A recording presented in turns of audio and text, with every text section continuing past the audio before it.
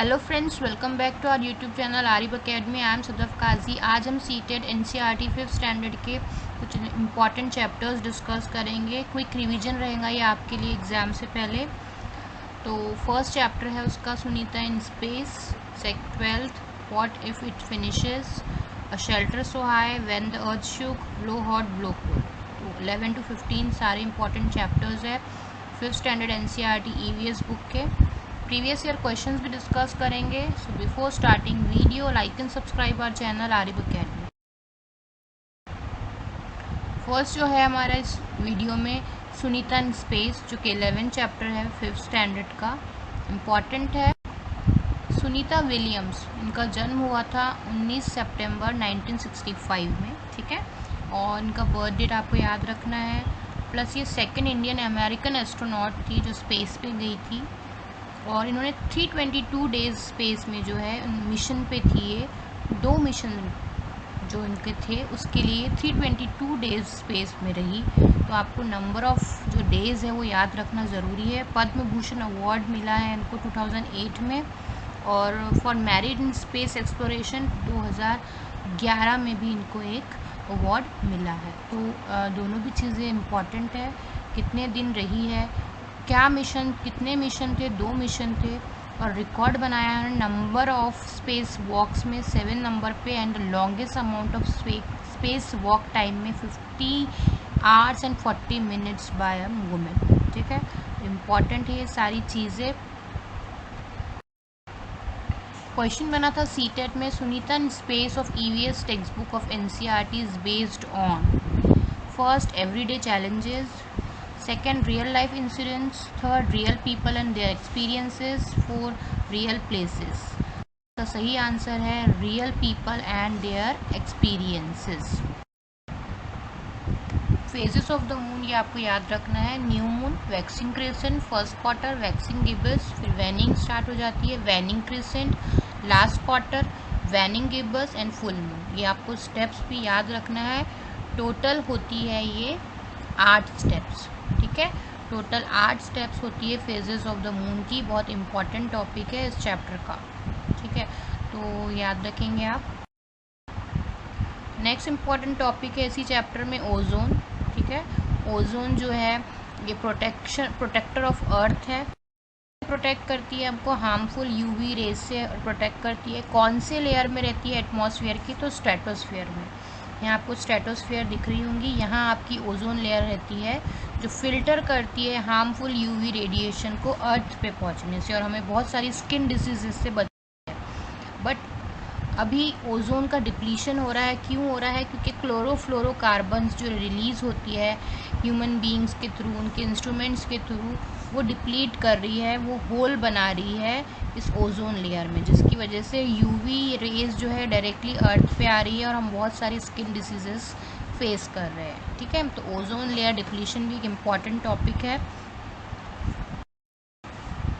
Ozone day हम कब, world ozone day हम सेलिब्रेट करते हैं 16 सितंबर को। इम्पॉर्टेंट डेट है ये भी। क्वेश्चन बना था ओजोन लेयर पे, layer protection is an important environmental initiative undertaken all over the world, select the reason that relate to protection of ozone layer. तो कौन सा प्रोटोकॉल बना था ओजोन से रिलेटेड? तो इसका सही आंसर आपका मॉन्ट्रियल प्रोटोकॉल। ये जो है ओजोन्स के लिए ही जो है बना था। उसकी डिटेल देख लेंगे। मॉन्ट्रियल प्रोटोकॉल बना था आपका 1987 में, ठीक है। इंटरनेशनल एग्रीमेंट था ये, 1987 में बना था, ठीक है। और क्या था उसका एम कि जो क्लोरोफ्लोरोकार्बन जो है ओजोन को डिप्लीट कर रही है उसको कम करना है, मैंडेटरी जो है उसको बंद करना है और उसका यूज़ ख़त्म करना है। इसके ऑप्शन में आपको क्योटो प्रोटोकॉल, टोक्यो कन्वेंशन और कार्टेजेना प्रोटोकॉल भी दिया हुआ है। इम्पॉर्टेंट है ये भी सारे। क्योटो प्रोटोकॉल जो है क्लाइमेट चेंज से रिलेटेड है, 1997 में आया था, ये अडॉप्ट किया गया था। और फिर उसके बाद आपका टोक्यो कन्वेंशन है जो कि आपका एयरक्राफ्ट से रिलेटेड है। लास्ट है कार्टेजेना प्रोटोकॉल जो कि आपका बायोलॉजिकल डाइवर्सिटी से रिलेटेड है। तो इसमें इम्पॉर्टेंट आपका सबसे जो वो रहेगा मॉन्ट्रियल प्रोटोकॉल, जो कि ओजोन के लिए बनाया गया था 1987 में। ठीक है। तो इम्पॉर्टेंट एक ईवीएस की ये बहुत ही इम्पॉर्टेंट जो 6 थीम्स है आपको याद रखना है, हमेशा इस पे क्वेश्चंस बनते हैं। कितनी है टोटल? 6 थीम्स है। फर्स्ट है फैमिली एंड फ्रेंड्स, जिसके अंडर में relationship, work and play, animals and plants आ जाते हैं। प्लांट्स पे मैंने ऑलरेडी वीडियो बनाया हुआ है, ऑल अबाउट प्लांट्स, उसमें सारी इंपॉर्टेंट चीज़ें हमने प्लांट से रिलेटेड डिस्कस की है। फिर है आपकी सेकेंड थीम्स है फूड, थर्ड है water, fourth shelter, fifth travel और 6 लास्ट थीम है things we make and do. ठीक है, तो ये हमेशा इस पे क्वेश्चन बनता ही है और बहुत इम्पॉर्टेंट टॉपिक है, आपको 6 थीम्स याद होना चाहिए। नेक्स्ट चैप्टर है व्हाट इफ़ इट फिनिशेस। तो ये है आपका पेट्रोल डीजल से रिलेटेड है ना। तो फ्रैक्शनल डिस्टिलेशन इसमें एक इम्पॉर्टेंट टॉपिक है, जिसमें सबसे पहले हमको ब्यूटेन एंड प्रोपेन जो एलपीजी गैसेस में होती है, लिक्विड पेट्रोलियम गैस में होती है, ब्यूटेन प्रोपेन वो मिलेंगी। फिर नेक्स्ट 200 डिग्री सेल्सियस पे पेट्रोल मिलेगा, 300 पे केरोसिन मिलेगा, 370 पे डीजल और लास्ट 400 में आपको जो है lubricating oil, paraffin wax, asphalt, ये सब मिलता है। ठीक है, तो ये पूरे प्रोसेस को फ्रैक्शनल डिस्टिलेशन कहते हैं। लास्ट में जो वेस्ट होता है वो क्रूड ऑयल होता है। तो ये आपको पता होना चाहिए, अगर आप मेरे वीडियोस फॉलो कर रहे हो तो आपको इसकी इन्फॉर्मेशन होंगी और इम्पॉर्टेंट है ये भी।